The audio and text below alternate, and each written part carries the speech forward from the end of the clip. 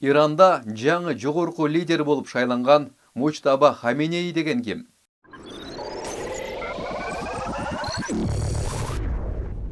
Жогорку лидер Иран Ислам Республикасындагы эң жогорку кызмат. Ал мамлекеттик саясаттын стратегиялык багытын аныктайт. Башкы командачы болуп иштейт жана сот бийлигинин жетекчилигин кошо алганда маанилүү кызмат адамдарын дайындайт. Ал духовный лидердің қолында революциялық сақшылар корпусы, құралды күштері, сот, прокуратура бардығы духовный лидердің қолында тұр. Бұл ебегейсіз соң билігі бар. Ал Хаменейнин өлүмүнөн 10 күн өткөндөн кийин Ирандын эксперттер ассамблеясы анын мураскерин Ислам Республикасынын жогорку лидери кылып шайлады. Ал Аятолла Мучтаба Хаменейнин 56 жаштагы уулу. Байкоочулардын айтымында Мучтаба көмүскө фигура. Ал эч качан мамлекеттик кызматта иштеген эмес. Коомчулук алдында сөз сүйлөгөн же интервью да берген эмес. Бирок ал атасынын иштерине толугу менен берилип кеткен. 28 февралда улуу Хаменейнин өлүмүнө алып келген АКШ менен Израилдин ортосундагы соккуда Мучтабанын аялы, Иран парламентинин мурдагы спикери жана белгилүү консервативдүү саясатчы Голам Али Хаддад Аделдин кызы Захра Хаддад Адель да каза болгон. Алардын 3 баласы болгон. Мучтаба Али Хаменейнин 6 баласынын экинчиси. Ал 1969 жылы Мешхетте төрүлгөн. Иран-Ирак согушу учурунда армияда кыска мөөнөткө кызмат өтөгөн жана фундаменталдык теологиялык билимди салыштырмалуу кеч алган. 30 жашында диний семинарияга кирген.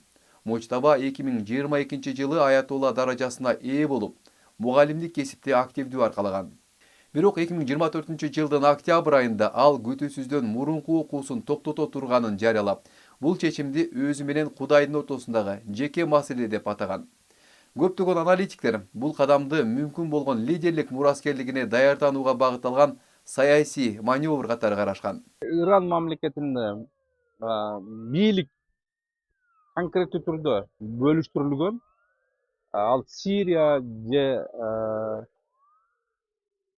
башка Венесуэлада окшогон мамлекет эмес, Ливанга окшош. Ал жерде бийлик так бөлүштүрүлгөн. Ал жерде Иран мамлекети бул мусулман мамлекеттердин шииттерин түзөт. Шиит алымдарынан турган делегация алымдары духовный лидерди шайлашат.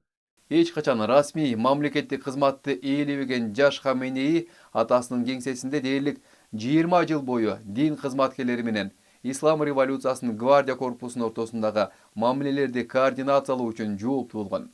Байкоочулар анын режимдин аскердик тирегине жакындыгы азыркы шайлоодо чечүүчү роль ойногонун белгилешет. Гвардиялык корпус ага буга чейин эле берилгендик антын берген.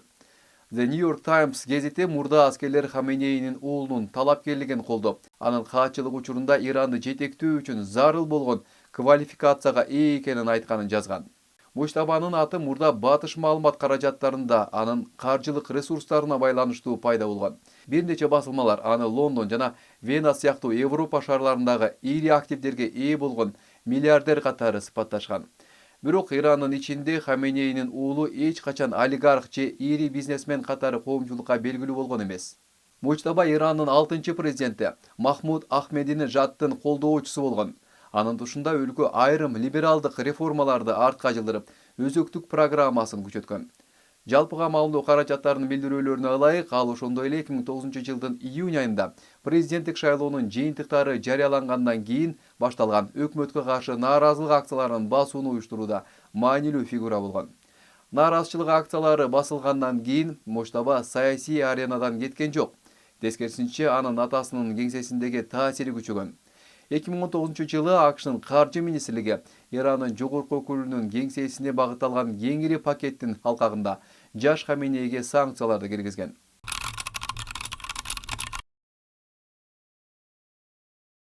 Өлкөнүн жогорку кызматын ээлегенге чейин президенттик кызматты ээлеген жана кеңири дипломатиялык тажрыйбага ээ болгон Али Хаменейден айырмаланып, Мучтаба эч качан эл аралык мамилелерге терең кирген эмес.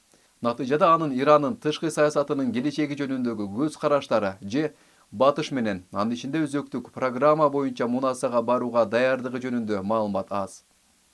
Чет элдик державалар үчүн бул дипломатиялык тажрыйбанын жоктугу белгисиздикти жана тобокелчиликти жаратат.